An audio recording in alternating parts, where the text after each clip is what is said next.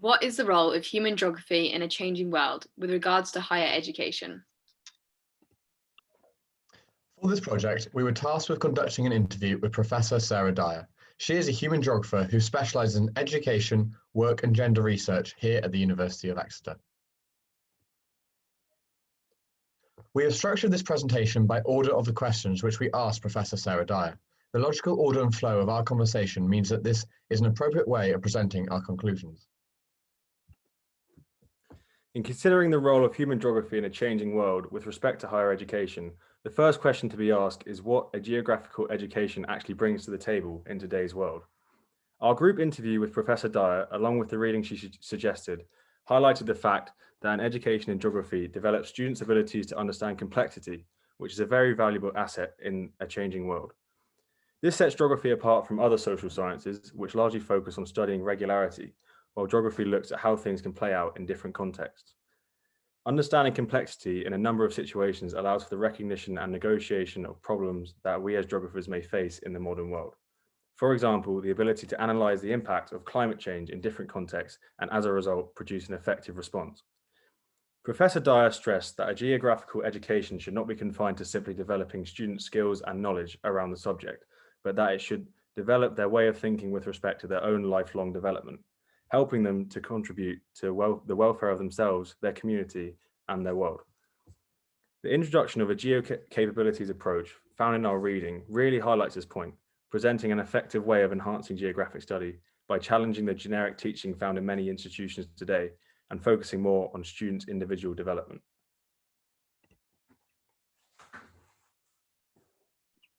Now, we will consider the commodification of higher education. Over recent decades, the availability of university education has significantly widened, and this has led to a large expansion of the student population. These changes in the uptake of university-level education have naturally led to changes in its nature. The 1963 Robbins Report recommended a significant overhaul of the British university system and provided the catalyst for the following changes. Firstly, the decline and demise of the University Grants Committee, a body which advised the UK government on university policy and funds needed, significantly affected the nature of higher education.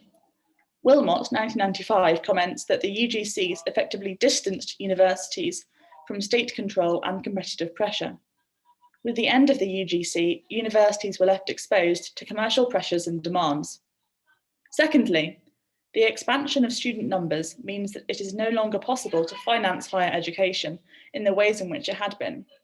The introduction of student loans led students to make explicit linkages between university education and its final value, assessing the worth of their degree. The combination of these factors has led to changes within and commodification of higher education.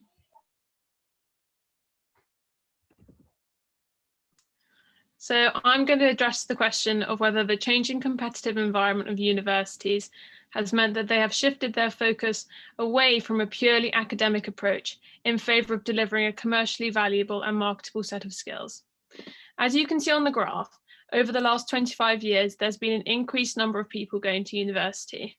Consequently, facilities have had to increase tremendously to accommodate these students, and in addition, the cost of university has increased, making university a financial as well as an academic decision. And the interconnectedness of our world has made international universities much more available, giving students many more options. A consequence of this is that universities now compete with each other for students and have had to develop ways of measuring the value of their degrees. Employers, faced with so many different degrees from so many different universities, have also had to learn to assess these qualifications by quality. This can be seen in increased emphasis on measurability within the world of universities, from the type of university to go to, its rank in the academic league tables, which subject you choose to read, and the final grade you acquire. For the students, the introduction of fees has led them wondering whether their degree is money well spent. Some students might worry less about the academic purity of their study and more about how their degrees provide them with marketable skills to take them into the world of work. All of which leads to a competitive university environment with increased focus on delivering marketable skills to students who are customers expecting a valuable product. In a changing world, subjects like geography are becoming increasingly specialised, breaking them up into smaller fragments of research and thought. Meanwhile, as geography is becoming more splintered, the world around us is becoming exceedingly interconnected and interdependent, largely due to globalization. This contrast questions whether specialization is the right approach into addressing research and higher education. However, specialization is important to gain the adequate knowledge and deeper understanding into the niches of these complex relationships.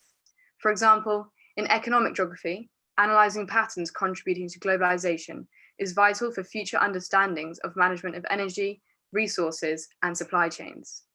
The deeper and more focused the research, the easier it is to find differences between the fields. Cross-disciplinary conversations rely on these differentiations in order to make their work unique from one another. Dyer suggests there's an even greater need for more integration or collaboration between specialist fields to build better breadth of knowledge as well as depth. This is supported by an investigation into academic specialization. It suggests while specialization is related to productivity and visibility within the subject, it actually decreases future promotion prospects. This indicates that more breadth of knowledge through integration will produce more global citizens, important in a changing world.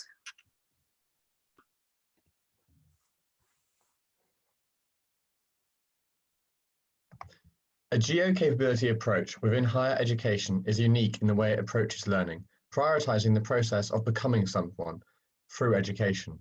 Whilst debate between the importance of teaching facts or skills to students in higher education institutes has long hampered the development of geographical education, the geo-capabilities approach offers an alternative trajectory for future development in geographical teaching. Rather than focus on the importance of facts over skills or vice versa, the geo-capabilities approach provides a more embodied, future-orientated set of skills for students. While these skills cover a wide range of important fields, Professor Dyer identified the most important skill a geo-capability approach can offer as being the promotion of autonomy. This promotion of student autonomy enables the realization of the power that we as individuals have in influencing our world. Such an approach will nurture the development of graduates that are aware of their own self-determination and the power they have in changing the world around them. Thus, their capabilities as an individual go far beyond the transferable skills of critical thinking or library research that is currently prioritized in geographical education. While such transferable skills are by no means unimportant, the prominence of autonomy within a geo-capability approach offers students with the necessary skills and confidence to enable them to positively change and influence the communities they inhabit, creating future generations of geographers that can have a positive impact on the globe. Despite this potential, the acceptance of geo-capabilities in higher education has been slow, with little change being evident in recent years. However, this is not to say that change is not occurring. In fact, Kim et al. 2020 identifies Japan as a nation that has shown great interest in the adoption of a geo-capabilities approach within their higher education curriculum. Such an adoption holds great promise for the future acceptance of the geo-capabilities approach, with the possibility of other countries following suit, providing hope for future success of the geo-capabilities in education. Our presentation has explored how university has been commodified as the number of students at university has significantly increased. And as a result, universities have since had to rapidly shift their focus from a previously academically pure approach to one concerned with delivering a commercially valuable and marketable set of skills. The geo-capabilities approach addresses this. It is a form of specialization which gives human geography graduates a set of embodied future-orientated skills. It specifically allows students to comprehend current global complexities, both now and in the future, and it has the potential to ensure that human geography remains an important and valued subject in an ever-changing world. Thank you.